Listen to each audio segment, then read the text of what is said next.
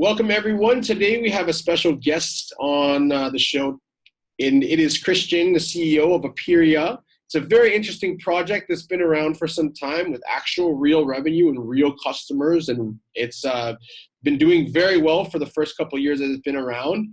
So I want to introduce you guys to CEO Christian. Welcome to the show, Christian. Thanks for having me. Looking forward to that interview. Awesome. Thank you so much.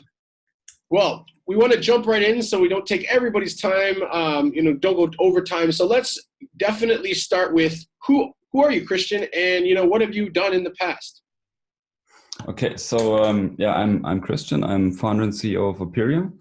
I'm from Germany, Munich, and I started my career back in 2005 when I founded my first company, which was more or less almost an accident because I was doing a PhD at the Technical University in Munich, and I developed a technology that allowed me to measure driver behavior and how that is influenced by driver information systems, driver assistance systems. And so when I was finishing my PhD, I was presenting the project to audiences on conferences, and suddenly people were they liked my results from the PhD, but they always were interested in, hey, how does that technology work? How did you do that? So Then I realized this is something that's of interest. And then suddenly there was a university professor that gave me a huge amount of money for that small piece of technology that I developed. So I realized, okay, I can make money there. Yeah. So I started to sell my first solution and the second solution, and more universities came, and so it actually made money. So I was able to hire people and to finally develop in a way that it's not only usable for engineers, but also usable for like everyone else. Nice. And then in 2007, this thing started to really take off when BMW bought the first licenses and the first measurement equipments. And then over the next few years, it became a global standard in the automotive industry. Every single car manufacturer still today is using the measurement equipment and the data analysis software. All the suppliers, big universities and research institutes, even companies like Google, Apple, Microsoft, Samsung, Intel. So all of them are still using the equipment to understand the influence of technology on driver behavior, pilot's behavior, and so on. Wow. So that's basically my background. Well, that's pretty fitting to the Opiria and P-Data, what you guys are creating here. So now no one really knows what Opiria is. So kind of maybe we could bridge the gap there and teach them, our users that are watching, what is the, gap? How did you get into this whole idea of Opiria? How come you left that, amazingly successful business? Yeah, it was interesting. So what I did in my last business was to really measure behavior of a single person in great detail. Mm-hmm. So our customers have to, they have to wire the cars, they have to put sensors on the driver to measure all that data.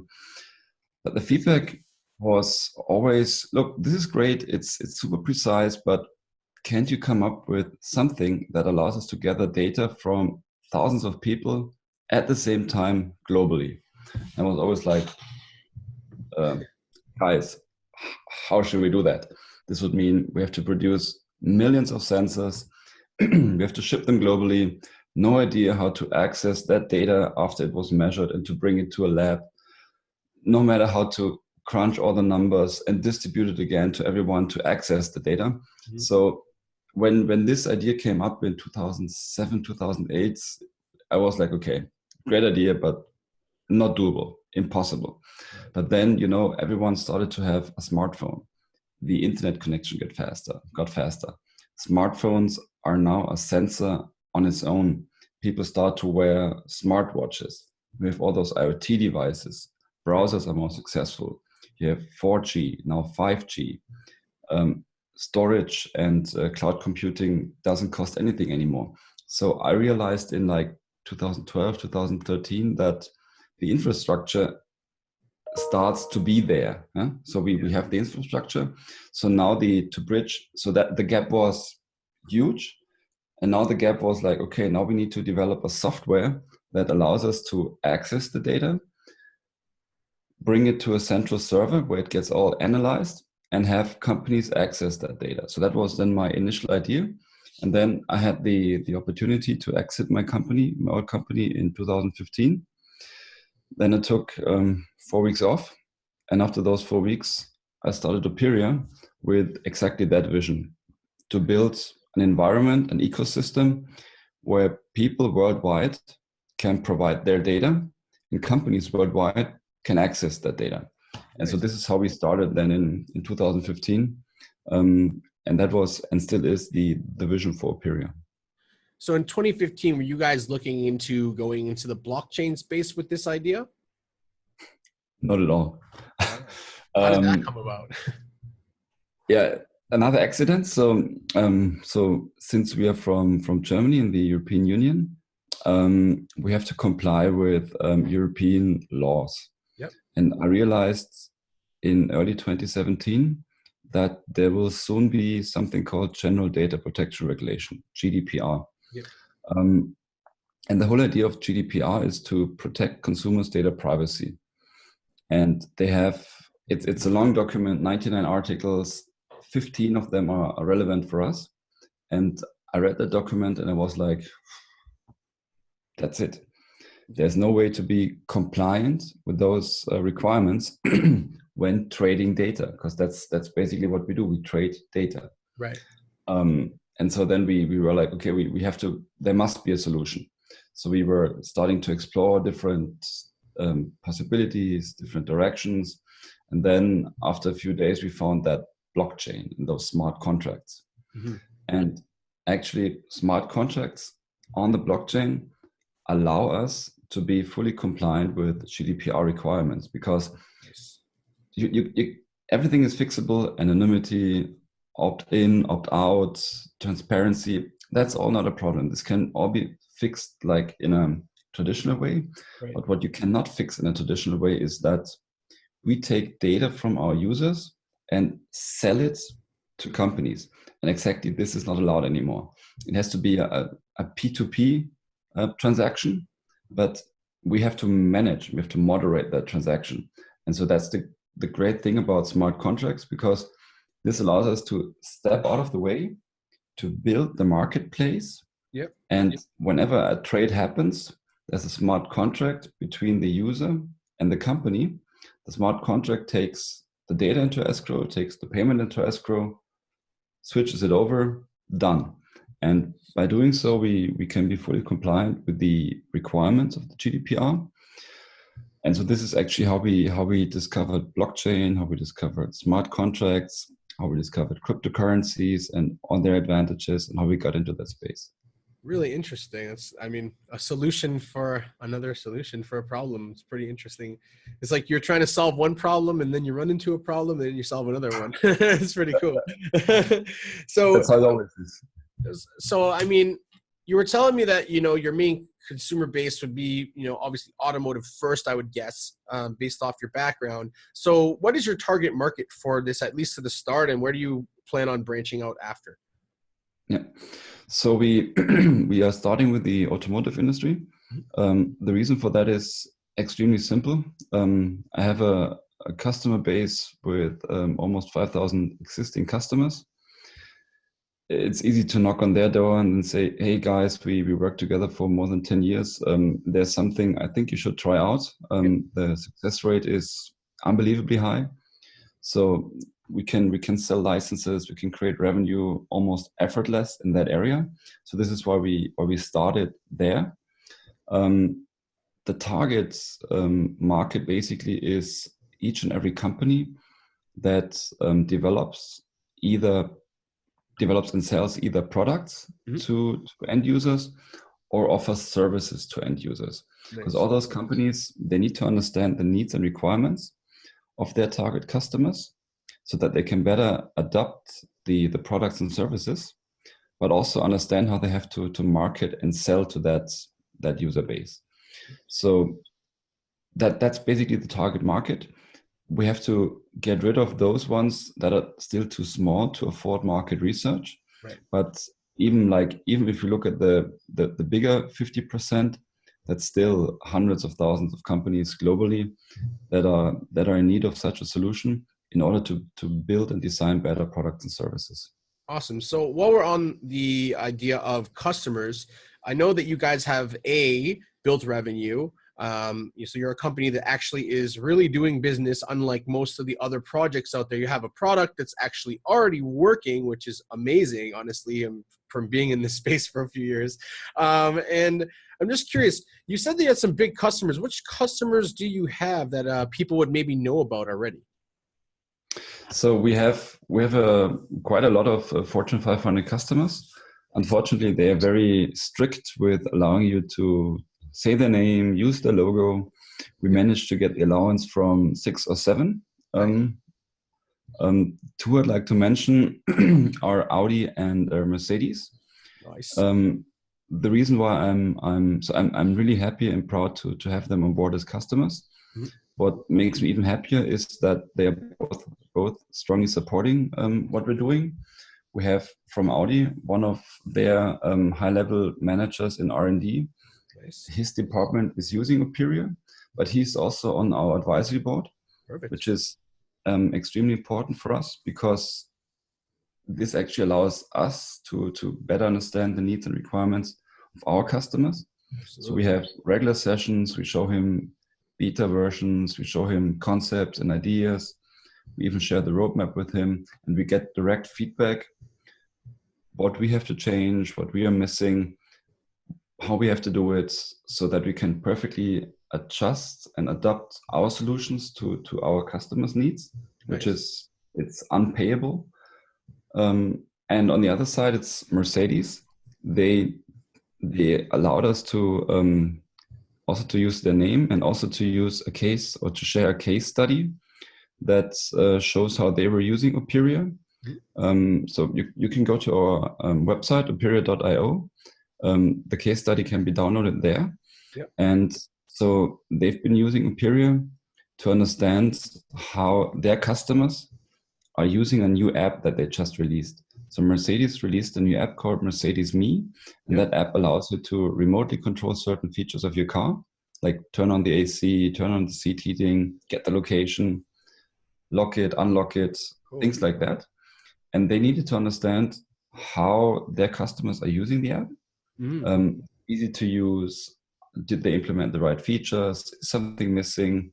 So they ran a study with 50 participants, and they had to use Mercedes Me for 2 weeks. And with Opiria, we tracked how they used the app, because this is something very important. And the participants were able to provide feedback at any time when something was good, bad, neutral, and so on. And only after running that study for 2 weeks, they knew exactly what to change, how to change it. And then the next release of that app is now perfectly fulfilling their customers' needs. And that was also for them mind-blowing, because they did lots of other like consumer research methods before that, like focus groups and usability tests in a lab, but they didn't give them the real results that you're getting when someone is just using something in his or her daily life. Yeah. And so that produced so much better results and so much greater insights that they were even willing to share some of the findings and the case study with us. That's really interesting. So it's like almost like you're in the unconscious mind of those people. They're not really thinking that someone's watching that data and how they're using this app. But when they actually are sitting down and thinking about it, like we all know, we forget things. We don't remember everything. And this actually remembers every single way that you used it. And in real time, like, oh man, this didn't work. Or, I really wish that like when I pushed this button, it would take less time to unlock the door or lock the door, or maybe I could turn my alarm on or whatever it is. Like I see someone near my car. So that type of information can actually help a company like Mercedes know exactly what their customers want. Customer satisfaction is important in cars, especially because there's so much competition. So, these companies can then have, really specific data, which is, as we know, in this day and age, more important than money. Data is more valuable. Correct. Yeah. And so the interesting thing was they did those focus groups and usability studies, but the issue is when you're from Mercedes. I'm a customer. Yeah. I highly value you. You highly value me. Honestly. I'm not telling you, look, this is shit. This doesn't work. Da da da. Yeah. So they always get told, oh, it's nice. It's okay. Da da da. So they only get positive feedback. Yeah. But that's not what they need. And then you're using that app. It tracks how you use it, and no one is there. And in the moment when something doesn't work, you're giving very honest feedback. Oh, for sure. And I know Laura from the research department. She told me, "Whoa, the feedback was tough." Yeah, sometimes I'm really honest. Yeah, but this is actually what we need, because then I can go to our development department and say, "Hey, look, guys, we have those 10 issues. Everyone had them. We have to improve them, and only so you can improve." Okay, so a good question probably people are asking is like, okay, this seems really awesome. What's the use case of the token? Obviously, it has something to do with data collection. How do they use the token? You said that you built an app that would actually link into all this stuff. What are the ways you guys are going to create more revenue and more token use cases and things like that? So the token is actually our native currency that represents the value of personal data.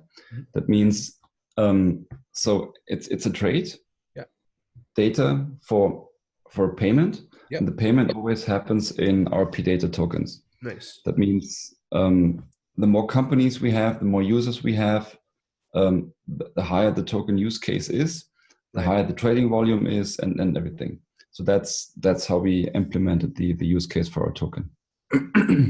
Nice. So how do they use it other than that? Like, so you, with their app, for example, you said that, for example, obviously the first thing is, the companies are going to use it. Now, how as a consumer, like, people watching this are like, how do I use it? So how do I use it, or how do I benefit personally as a customer using P-data as the app, using this software, using the system? How do I benefit? Yeah, so there are multiple benefits. First of all, you can sell your data and you can make money with it. Nice. That's making money is never a bad thing. No. Second, and this is something people really like, you can influence the decision of big companies. Meaning you can influence how BMW is building the next car, how Apple, or which features Apple might implement in the future in their phones, in their MacBooks. Right. So you can actually, you have impact, and companies are listening to you. That's the most important thing. It's not that you're saying something and no one's listening to you. They actually want and need your feedback. Awesome. That you make money. And we also work on a solution that we call interactive surveys. That means that helps to increase your knowledge and to compare yourself with others. That means those interactive surveys, once you answer them, you see what everyone else was answering. We just did that to ask what people predict regarding the future of crypto. And so then we were asking questions like, what do you think is going to be the value of Bitcoin at the end of the year? What's going to be the market cap at the end of the year? Questions like that. And after you answered, you saw immediately what others were thinking about that topic. Nice. That's really super helpful, because it's it gives you an idea of where the direction of things might be going. Right. And then when you earn tokens, you can cash out. In order to cash out, we are working, for example, with crypto credit cards, so that you can easily use your earned P-data to pay for something. Right. So the whole idea is you sit at a Starbucks, you sell some data that pays for your next coffee. Cool. And if you want to hold the tokens, of course we are also interested in people holding the tokens. Then if someone holds a token, that gives them an advantage over those who don't hold a token when it comes to data requests. It means the more tokens you have, you get a time advantage when you get a data request. That means the data requests or the surveys are first sent to our token holders with a lot of tokens, so they can answer quickly and make more money. Right. And if they don't reply or if they don't act, then it goes to those ones with less tokens or without any tokens. Plus, we also work on a staking mechanism, Nice. which allows us to actually verify in our network all the transactions that happen, and everyone who participates in that will also be rewarded with our tokens. So these are, I hope that wasn't too much, but these are all the use cases and the benefits for our users. Now, there's obviously something like Google does that I don't know if you can touch on or not, but I'm sure this is probably something in your mindset is, Google does this thing where, you look up stuff and then you find out what you like and what you don't like, and that data that they use will give you advertisements and stuff. So I don't know if you can touch on that at all, because I'm sure that would be a very good use case for you guys collecting all the data. But if you can touch on it, is there potentially a advertising type of system where you guys will offer people the chance to watch ads or things like that for P-Data token? That's gonna come, and we do have so we do have a video player already implemented in one of our beta versions. But the whole idea is we wanna do it differently than it's done today. Right. And our working term for it is permissioned marketing. Nice. And permissioned marketing means you only look at something if you give permission, and if you give permission, you also get paid for it. And the interesting thing is when companies do advertising today, it's almost like blasting it out. Yeah. Whereas with Opiria, they can select, okay, we'd like to have male in a certain age range from a certain region that answered something positive in this way and that was interested in that. So they can slice it down and then serve the ads only to that user group. And then it's a match. The companies that serve the ad, they know that they are interested in it. And the user group knows that whenever they get an ad, it's of interest. Right. So it's a perfect match. Plus it's of interest and you get paid for watching it. Plus we also have technology inside where, so let's say I know you're interested in a smartphone. Yeah. But I don't know if you prefer an iPhone or a Samsung. Then you receive that ad and then the first question is, hey, do you prefer an iPhone or a Samsung phone? Then you say, oh, I like more the iPhone. And then we have a decision point in that ad. And depending on how you answer, you either see the ad for the Samsung phone or for the iPhone. Right. So we make sure that you only get what you really want to see. That's really cool. Data is important for sure. That's cool stuff. Yep.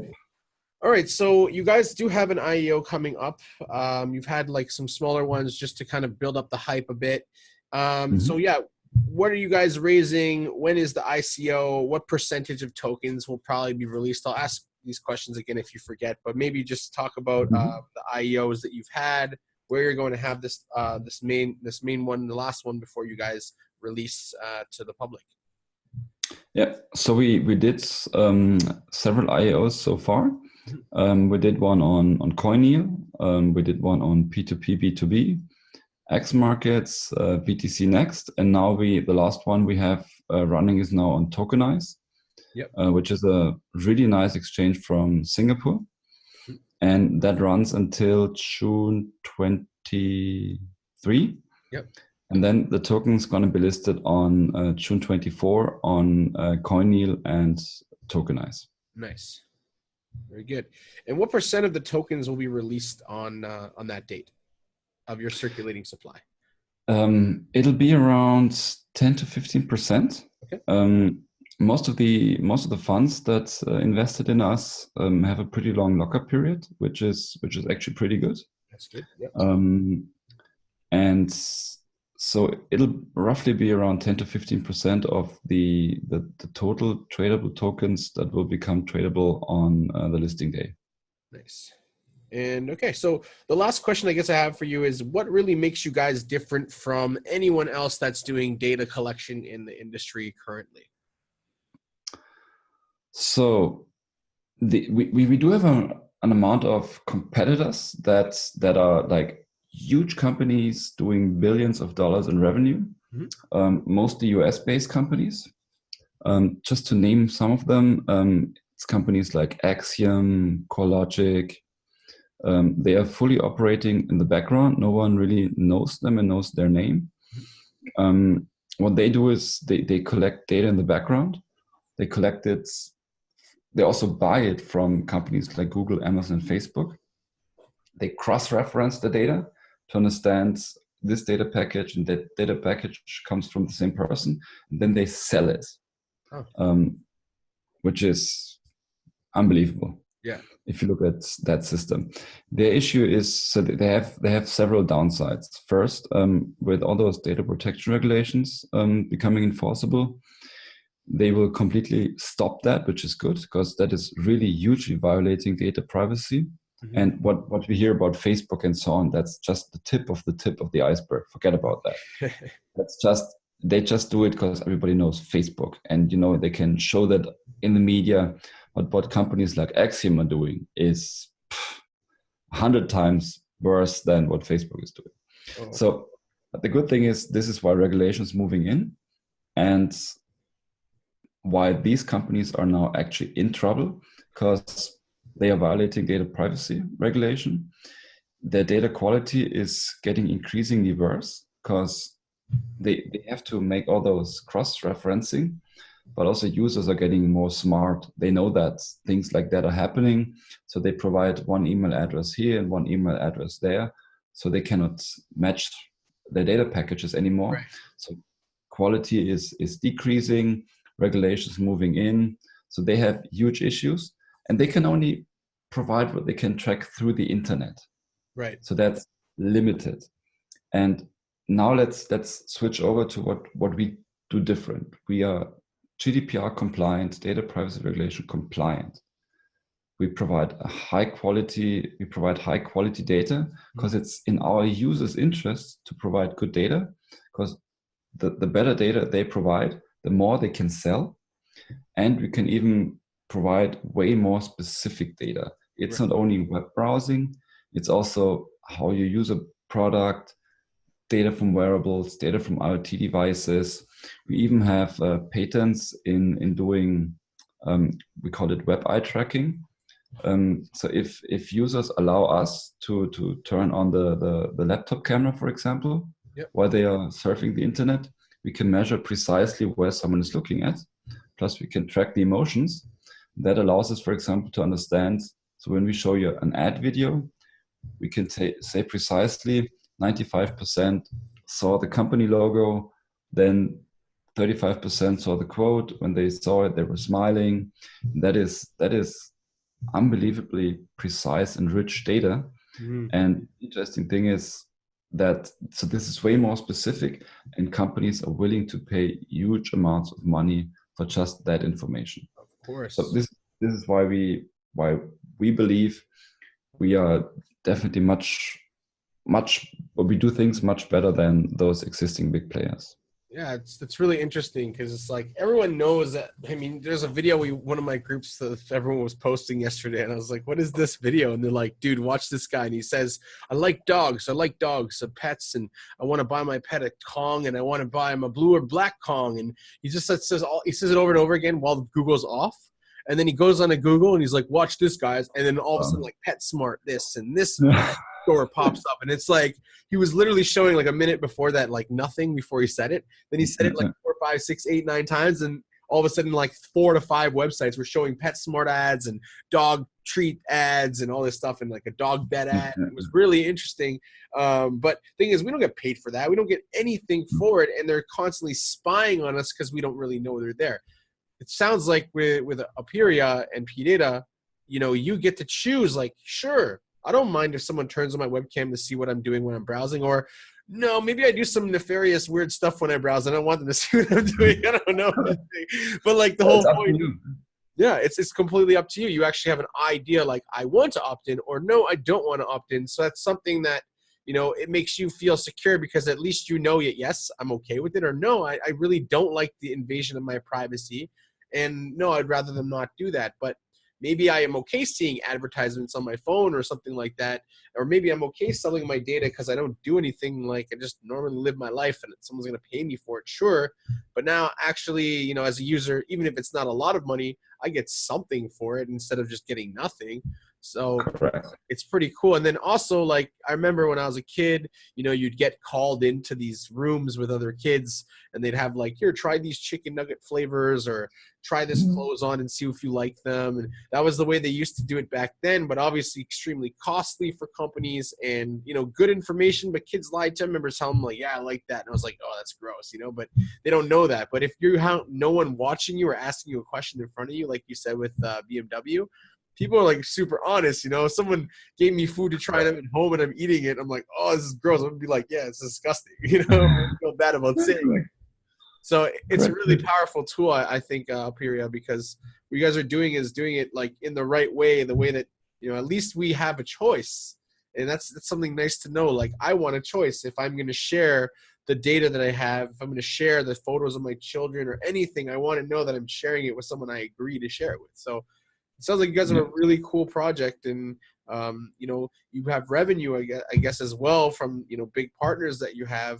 And I mean, I know that you said that you have something you're brewing. Can't say because it's not done yet, but there's something potentially big coming as well, which obviously would give you guys another boost. So really looking forward to learning and you know, continually following your guys' progress, because it sounds like you're one of the projects out there that actually has something that works already. And it's not hoping dreams. It's actually a product. It's something that you've already proven with Fortune 500 companies like Audi and Mercedes. This is exciting. I mean, maybe you guys, if you guys are watching this right now, whether you watch it and you've heard of it or not, maybe you didn't know that, but I'm sure if you're feeling like, you probably feel like, wow, this is something that's real interesting, right? And so, yeah, thanks a lot, Christian, for your time. It's been great. There's anything you'd like to add at all before we go? Yeah, if someone is interested in learning more about Opiria and PData, please go to our website, opiria.io. Join our Telegram channel.